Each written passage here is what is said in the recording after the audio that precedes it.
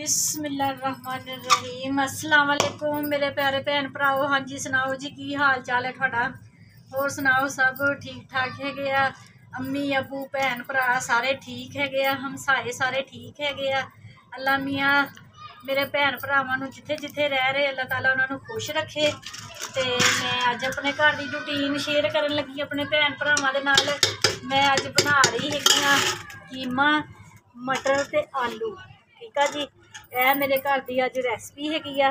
ते माशाल्लाह जी 1 किलो कीमा सीगा ते यह प्याज 2 लै ले से एडे एडे। बिस्मिल्लाहिर्रहमानिर्रहीम यह शामिल कर दिते हैं। ते अदरक लसन ते हरियां मिर्चां दा पेस्ट आ कुंडे दे विच कुटिया होया। बिस्मिल्लाहिर्रहमानिर्रहीम यह भी विच शामिल कर दिता वा। थोड़ा जिहा पानी होर विच शामिल कर दईए क्यों अग साडी जलदी पई है, अग ज़ाया ना हो जाए। बाकी जेडे मिर्च मसाले हैगे साडे वो असी शामिल करते है। 1 2 3 चमचियां साडियां हो गई वा मिर्चां दियां। 1 2 ते 3 ही चमचियां हो गई वा नमक दियां। ठीक है जी, नमक अजकल खालस बिल्कुल नहीं आ रहा है वा। तो यह 1 चम्मच असी पाती है हल्दी दी। ठीक है जी, देखदी कोई दालचीनी का टुकड़ा मिल जाए। आ छोटे छोटे दालचीनी के टुकड़े मिल गए, ऐ असी पाते है विच। होर कोई चीज़ नहीं असी विच शामिल करनी है। तो यह साडे मिर्च मसाले हो गए पूरे। तो चमचा हिला के अच्छी तरीके दे नाल ते तकरीबन ना 6-7 मिनट की असी लगा देनी है सीटी। सीटी लगाने तो बाद फिर देखते साडा कीमा गल जाना अल्लाह खैर करे। तो फिर बाकी सब्जियां जड़ियां असी फिर शामिल करते हैं जी। माशाल्लाह कीमा साडा भुज गया है बहुत अच्छे तरीके ना। सीटी मैं उतार ली सी 7 मिनट बाद। है देख सकते हैं माशाल्लाह घे भी बाहर निकले है सोहना खुला करके मैं घे पाया है वा। क्यों असी बनाना है वा कीमा आलू मटर। ठीक है जी, तो जबरदस्त कीमा साडा भुज गया है वा। यह देखो माशाल्लाह खुशबुआं आ रही है वा कीमे चो। तो हुण असी जिहड़े साडे 1 किलो मटर सीगे ना वो शामिल करन लगी हैं। बिस्मिल्लाहिर्रहमानिर्रहीम मटर भी शामिल कर दिते है। तो नाल ही असी आलू शामिल कर दईए। बिस्मिल्लाहिर्रहमानिर्रहीम आलू भी शामिल कर दिते है। तो साडा सालन बन गया है जबरदस्त। ठीक है जी, तो हुण इहदे विच ना हल्का जिहा असी पानी पा देना है जिहदे नाल ना भी साडे आलू भी गल जान ते मटर भी गल जान। काम बहुत है, शामां पै गई वा, सारा दिन बस इसी तरह निकल जाता है वा।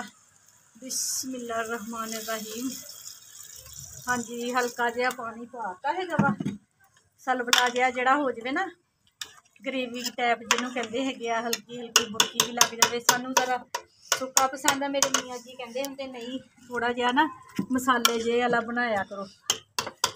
तो हुण मैं थल्लों जाके ले आवां आटा, तो दूध भी हजे लैके आना वा, शाम की चाय भी बनानी हैगी आ। तो हुण असीं इहनूं रख दईए हल्की आंच ते पकने वास्ते। तो जब असीं अपने पेड़े पूरे कर लईए तो रोटी बना लईए। हाँ जी माशाल्लाह साडा सालन बन के हो गया वा तैयार। देख सकते हैं माशाल्लाह बहुत ज़बरदस्त सालन बन के तैयार हो गया वा। किते मैनूं हरी मिर्च भी एक नज़र आ रही है, मैनूं हरियां मिर्चां बहुत ज़्यादा पसंद हैगियां वा। ठीक है जी, बिस्मिल्लाहिर्रहमानिर्रहीम लो जी साडा सालन बन के तैयार हो गया आलू कीमा ते मटर। ठीक है जी, बहुत ज़बरदस्त। थोड़ा जिहा उपर होर धनिया पा देंदे हैगे आ। तो मैनू भुख भी बहुत ज़्यादा लग गई हैगी आ। तो मैं पेड़े कर लए हुए आ ते हुण तवी ते उत्ते मैं रोटियां पकानियां वा। तो साडी ना शाम की चाय भी बन गई हैगी आ। हुणे ही मैं ना बना के नीचे उतारी हैगी आ। यह वाला साडा दूध हैगा वा 1.25 किलो। ठीक है जी, जिहड़ा मैं तुहानूं वीडियो दिखाई सीगी भी दूध नूं मैं काढ़ के ते उपरों मलाई उतार लैंदी हुंदी आ ते फिर मलाई जमा करके घे कढ़ लईदा है। क्यों भी घे बहुत ज़्यादा महंगा है वा, देसी घे हुण तो डालडा ही खाना बड़ा मुश्किल होया वा, हांडियां दे विच पूरा करना मुश्किल होया। तो देसी घे कित्थे लैके खा हुंदा वा, 3000 रुपए का किलो हैगा वा। ते माड़े घर हुंदे आ ते कारोबार नहीं इन्ने हुंदे हैगे ते देसी घे नहीं लैके खा हुंदा। ते फिर मैं ना ये तरीका किया भी दुध दे उत्तों दी मलाई उतार के ਤੇ ਦੇਸੀ ਘੀ ਕੱਢ ਲਿਆ ਕਰੀਏ। ਚਲੋ ਬੱਚੇ ਵੀ ਖੁਸ਼ ਹੋ ਜਾਂਦੇ ਹੈਗੇ ਆ। ਰੋਟੀ ਚੋਪੜ ਦਈਦੀ ਆ, ਸਾਗ ਹੋਵੇ ਜਾਂ ਕੋਈ ਸਬਜ਼ੀ ਹੋਵੇ ਤੇ ਫਿਰ ਰੋਟੀ ਬੱਚਿਆਂ ਨੂੰ ਚੋਪੜ ਕੇ ਦੇ ਦਈਦੀ ਆ। ਤੇ ਇਹ ਪੇੜੇ ਸਾਡੇ ਹੋ ਗਏ ਹੋਏ ਆ ਤੇ ਸ਼ਾਮ ਦਾ ਟਾਈਮ ਵੀ ਹੋ ਗਿਆ ਵਾ ਤੇ ਹੁਣ ਮੈਂ ਰੋਟੀ ਬਣਾਉਣ ਲੱਗੀ ਸੀਗੀ ਤਵੀ ਤੇ ਸਾਡਾ ਖਾਣਾ ਹੋ ਗਿਆ ਵਾ ਮੁਕੰਮਲ। ਚਾय भी बन गई, दुध भी कढ़दा पिया, रोटी मैं बनाने लगी हैगी। ये नाल ही हुण मैनूं दिओ इजाजत। अपना ज़्यादा तो ज़्यादा ख्याल रखना हैगा, अपने भैन भरावां दा, अपने अम्मी अब्बू दा ज़्यादा तो ज़्यादा ख्याल रखा करो। दुनिया ते अगर जे कुछ कमाना है वा ते माँ बाप की सेवा करो, भैन भरावां दे नाल प्यार मुहब्बत दे नाल रवो। क्यों हुण दा दौर है ना जिहड़ा बहुत दौर खराब आ गया हैगा। खून सफैद हो गए हैगे आ, भैन भरा एक दूसरे नाल नफरत करन लग पए हैगे आ।